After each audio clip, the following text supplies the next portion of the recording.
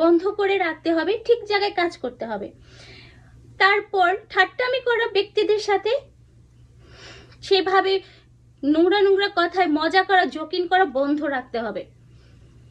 এবং যিশুর কথায়, যিশুর দিকে গজগজ করা বন্ধ করতে হবে। সর্বক্ষণ তার স্তুতি প্রশংসা করো।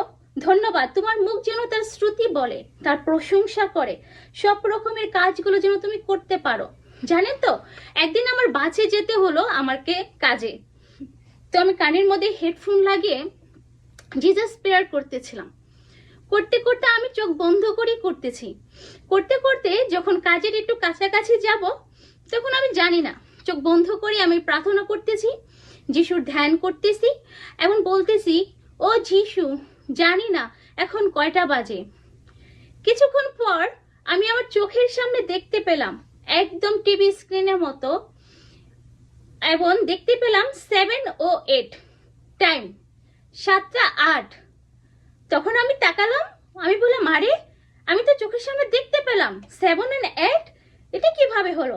তখন আমি তাড়াতাড়ি আমার সেলফোন, ফোনের ব্যাগের ভিতরে আমার সেলফোন, শুধু হেডফোন লাগিয়ে আমি শুনতেছিলাম। তখন আমি সেলফোনটা বের করে টাইম দেখলাম, এক্স্যাক্টলি 7:08। দেখেছেন, যখন আপনি তার ধ্যানে জ্ঞানে সর্বক্ষণ থাকবেন, আপনার সামনাসামনিও আপনাকে দর্শন দিয়ে দেবে, সমস্ত কিছু বলে দেবে। তাই সে পরাক্রমের শক্তি, সে কৃপাত পেতে হলে আমাদের সেভাবে স্তুতি প্রশংসা করতে হবে।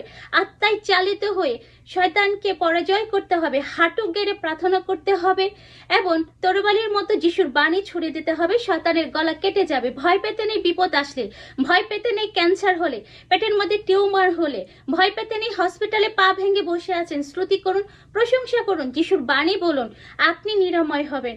আপনার সমস্ত কিছু আশীর্বাদে পরিপূর্ণ হবে। জানেন তো, যে জিনিসটি আপনি বেশি ভয় পাবেন, শয়তান সেই জিনিসটি আপনাকে আরো বেশি করে দুর্বলতায় আরো ব্যবহার করতে চেষ্টা করবে।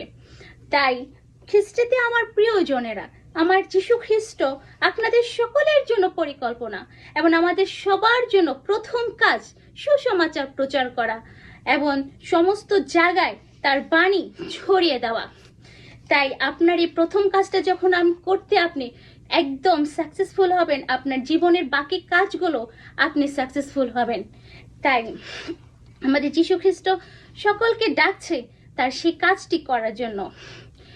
আমার ইউটিউব পরিবার, ফেসবুক পরিবার, আমি আপনাদের সবার জন্য অনবরত প্রার্থনা করি এবং আমার নাইট প্রেয়ারেও আমি আপনাদের সকলকে রাখি। তাই এই প্রার্থনার উদ্দেশ্যগুলো আমি আপনাদের জন্য করে থাকি, উপবাস প্রার্থনা করে থাকি, আমি আপনাদের জন্য প্রার্থনা করেই থাকি। তাই বিশেষ করে আমি আপনাদের জন্য ছোট্ট একটা প্রার্থনা করতে